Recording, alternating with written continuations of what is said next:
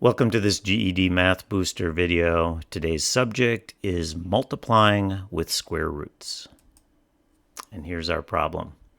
What is the value of the expression below without using a calculator? We have the square root of 27 times the square root of 3.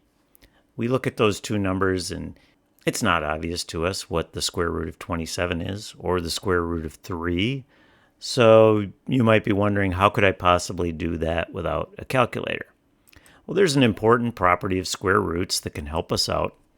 It says that the square root of a times the square root of b is equal to the square root of the product of those two numbers under the square root symbol.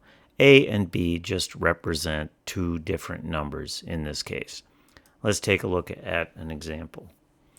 We have the square root of 2 times the square root of 32. Again, neither of those numbers jump out at us as being an easy square root to figure out without a calculator. But if we take the product of 2 and 32, we end up with the square root of 64. 2 times 32 is 64. And then hopefully you recognize that the square root of 64 is the number 8. So let's try to apply that principle to our problem. We have the square root of 27 times the square root of 3.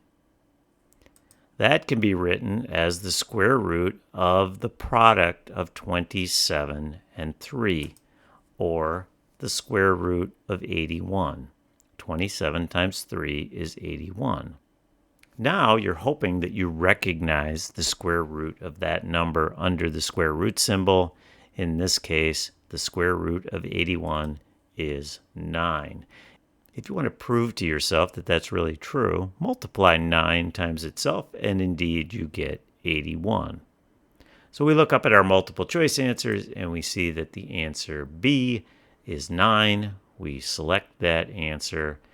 The key takeaway from this video is that the product of two square roots can be turned into the square root of the product of those two numbers. Hopefully that will lead to a square root number that you are familiar with and you can jump directly to the answer. That wraps up this video. I hope you found it helpful.